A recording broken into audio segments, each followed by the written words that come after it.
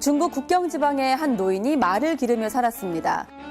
어느 날 말이 도망치자 사람들은 노인을 위로했습니다. 그러자 노인이 말했습니다. 이게 또 무슨 복이 될는지 알겠어. 몇 달 후 뜻밖에도 도망갔던 말이 좋은 암말 한 피를 데리고 돌아왔습니다. 마을 사람들이 축하하자 노인이 말했습니다.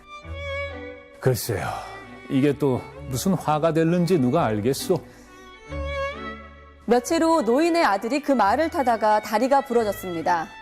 하지만 노인은 상심하지 않았습니다. 그리고 얼마 후 전쟁이 일어났는데요. 다리가 부러진 아들은 전쟁에 나가지 않아도 돼 목숨을 부지할 수 있었다고 합니다. 의미로 중국 북방 국경 지역의 말과 얽힌 노인의 일화에서 유래된 것입니다. 세옹지마라고 하는 것이 오늘 우리 인생의 퍼즐 게임처럼 퍼즐 맞히는 것처럼 어느 때는 참 답답하지만 이 다음에 대해서 우리가 막연하게 두려워할 것도 너무 좋아할 것도 없는 것이 그 다음에 대한 부분이 어떻게 올지 우리는 장담할 수 없기 때문에 그래요. 이런 실제적 사건이 하나 있었는데요. 스웨덴 부근에서 이제 어업을 하고 있는 사람들이 함께 바다에 나가서 조업을 하고 있는데 갑자기 풍랑이 너무 거세게 일어나는 거예요. 거기서 이제 페트로라는 사람이 배 안에 있을 동안 너무 불안하고 초조해서 이거 어떻게 할 줄 몰라 하고 있는 상황입니다. 근데 이제 이 페트로를 기다리고 있는 가정들 안에서는요, 풍랑이 너무 세니까 내 남편이 돌아올 수 있을까 그런 불안한 가운데서 함께 밖에 온 동네가 나와서 이 남편과 그 일가족을 기다리고 있습니다.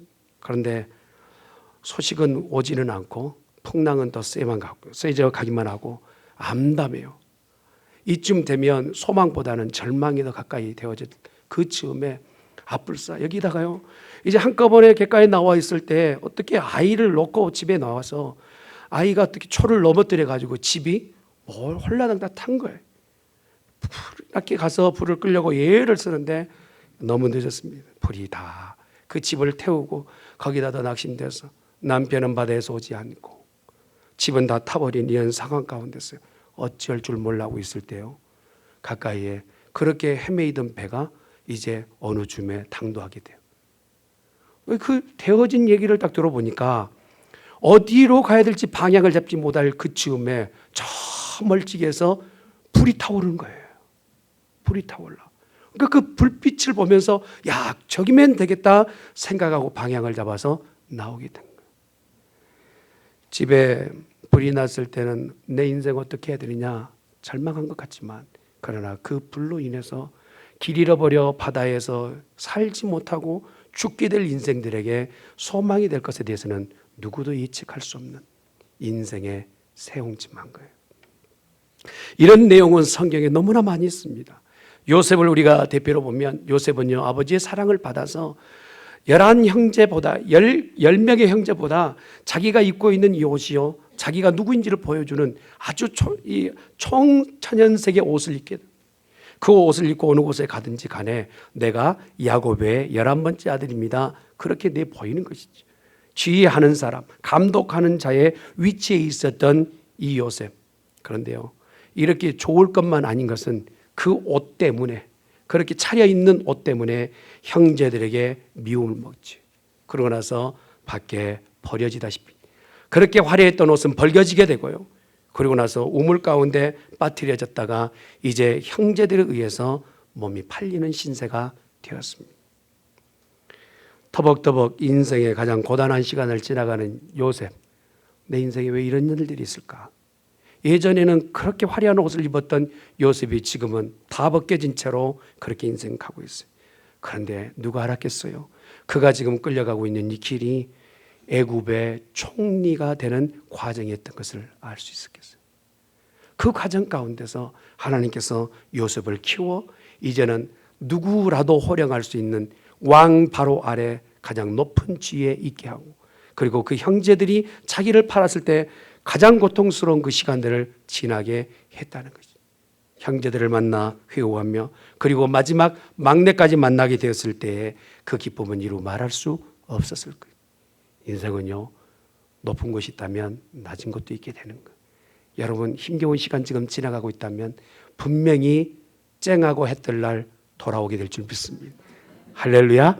고단한 시간 지날 때요, 요셉의 고백을 들어보세요. 말씀을 같이 읽습니다. 시작. 당신들은 나를 해하려 하였으나 하나님은 그것을 선으로 바꾸사 오늘과 같이 많은 백성의 생명을 구원하게 하시려 하셨나니. 내가 이렇게 팔려온 것은 당신들이 판 것 같지만, 당신이 나를 어렵게 한 것 같지만 결국 하나님의 손 아래 있었습니다. 하나님께서 내 인생을 이렇게 조물딱 이렇게 오물딱 하셔서 내 인생을 빚어 놓으셨는데 바로 여기까지 오게 되었습니다. 어쩌면 예수님도 그래요. 하늘의 권세와 보좌를 다 버리시고 이 땅에 오셔서 그가 보여주신 것은 사람들 앞에 심판을 받고 재판을 받는 모습이에요. 사람들 앞에 재판받고 있는 왕이신 하나님, 그분의 그 처절함은 이루 말할 수 없을 거예요. 주인은 많은 사람들의 손가락쯤에 그를 십자가에 못 박으라 하며 조롱합니다. 앞에 있는 그 화려한 궁전 앞에서 비참하게 못에 박혀 죽는 예수님, 그런요 세상이 보았을 때요 비아냥의 대상이 되고 네 자신이나 살려봐, 내가 예수를 믿어? 못하러 예수를 믿어? 하는 조롱거리의 대상이 되셨어요. 여기서 인생의 끝이 났다면 그랬을 것입니다. 그러나 우리 주님은 죽으신 지 사흘 만에 부활하셨어요. 할렐루야. 부활 승천하시고 오늘 우리가 믿는 메시아가 되신 줄 믿습니다. 혹여라도 오늘 이곳에 앉아있는 성도들 가운데 예수님을 그냥 4대 성인으로만 알고 있거나 내가 꼭 필요할 때 다급할 때만 끌어당기는 주머니 속의 진유로만 알고 있다면 여러분 생각 다시 고쳐먹으세요. 내 영혼요, 내 인생이요 그렇게 길지 않습니다. 이제 이 좋은 날이 있다가 아주 차가워 다윗이 이불을 덮어도 따뜻하지 않은 때가 곧 옵니다. 그때에 끝까지 내가 붙잡아야 될 이름은 마지막 퍼즐 예수 그리스도이세요. 할렐루야. 그 예수님을 놓쳐버리면 인생에 마무리되지 못하는 퍼즐과 같은 거예요. 그래서 오늘 우리에게 이렇게 말씀을 주세요. 시작. 그런즉 이스라엘 온 집은 확실히 알지니 너희가 십자가에 못 박은 이 예수를 하나님이 주와 그리스도가 되게 하셨느니라 하니라.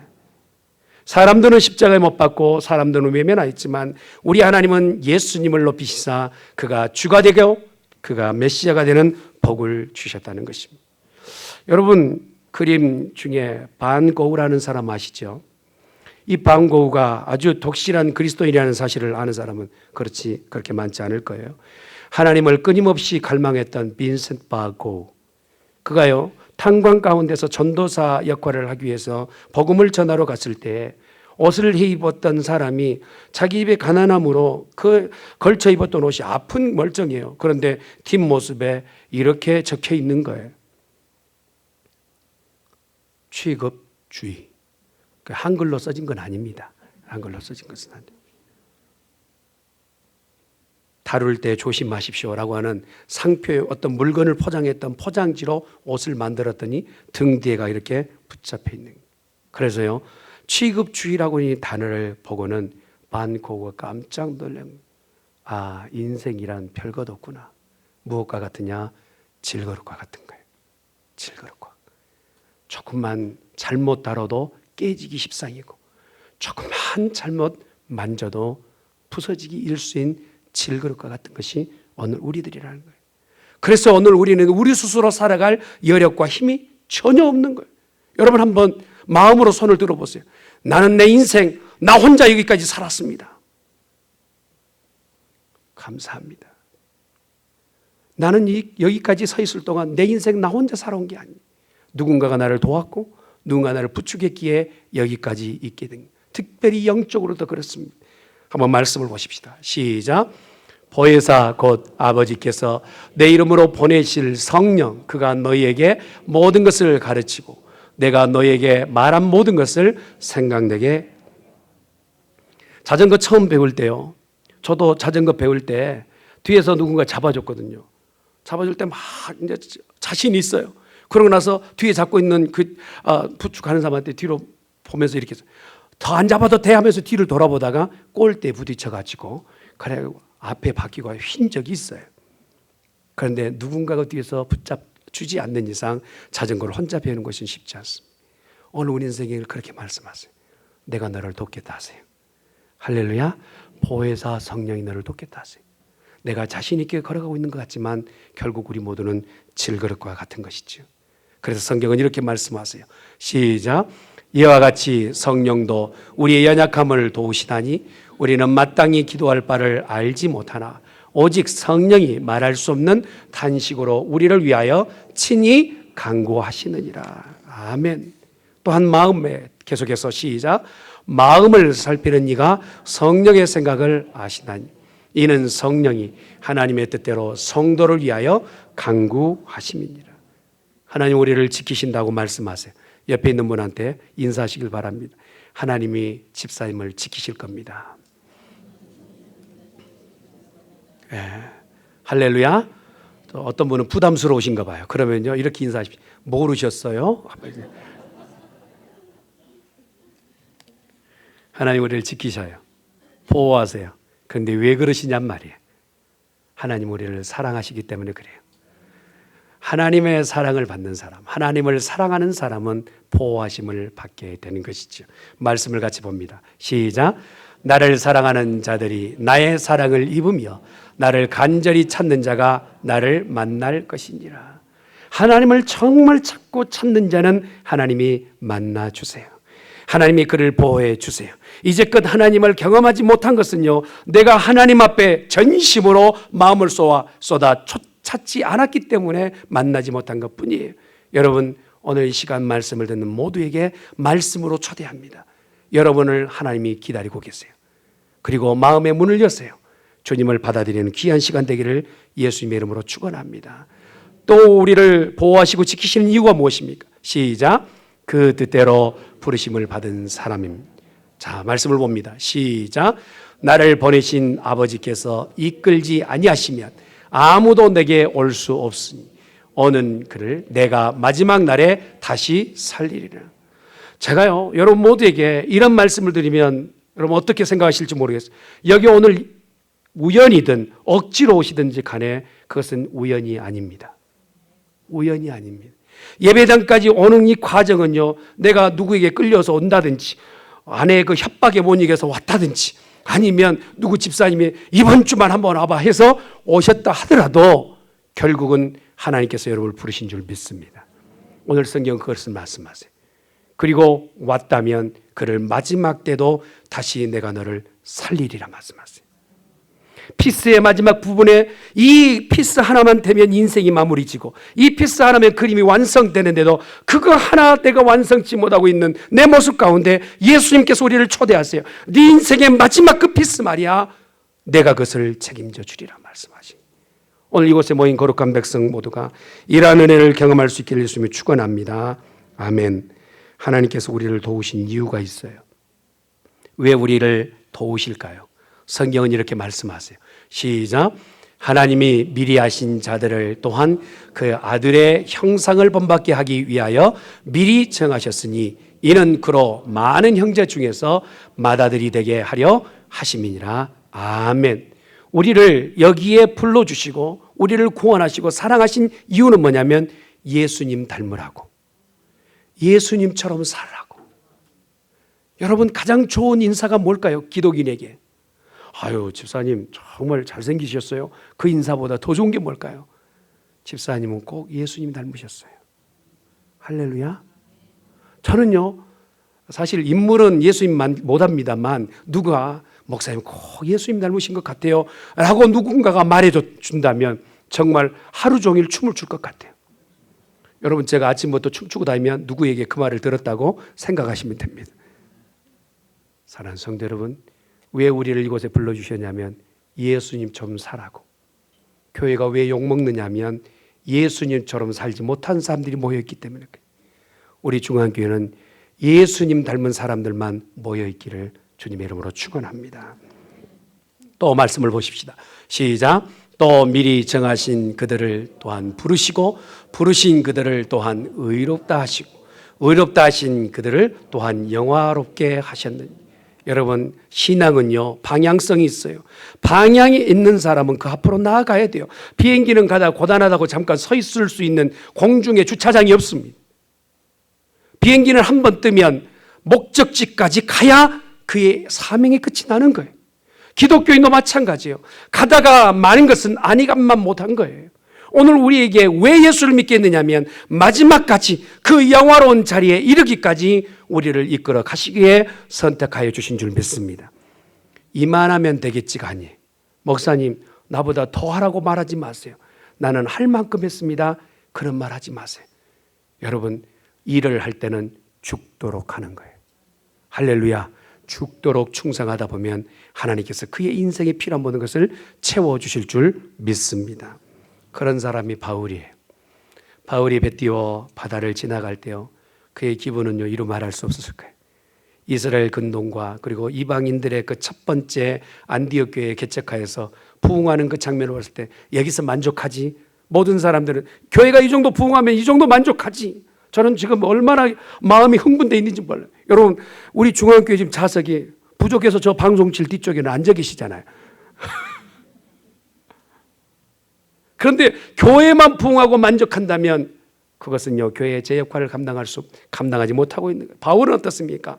안디옥 교회에 멈춰 있지 않고 누가 시키지도 않았음에도 불구하고 선교 여행을 떠납니다. 내일에 대해서 어디에서 오라한 것도 없는데, 지어진 교회도 없는데 바울은요, 지금 목적지도 뚜렷지 않는 배를 타 지금 가고 있는 것입니다. 그런데요, 가는 곳에 기쁨만 있는 것이 아니라, 즐거움만 있는 것이 아니라 그를 기다리고 있는 것은 감옥이었어요. 죄일이었어요. 죄일 하다가 이게 웬 말입니까? 죄일 하다가 이런 슬픈 마음이 어디서부터 오는 겁니까? 그러나 이 바울은요, 그 마음속에 말할 수 없는 이 슬픔보다는 안에서 더 큰 은혜가 넘치, 주여, 내가 이 감옥에 갇혀 있지만 감옥에서 하나님께서 누구에게 복음을 전하실지, 누구에게 복음을 듣게 하실지 내가 기대가 됩니다. 할렐루야. 시련이 오거든 기대하십시오. 한번 따라합시다. 시련이 오거든 기대하라. 이런 중요한 말은 기록해 놓으세요. 어려움이 오거든 여러분 기대하십시오.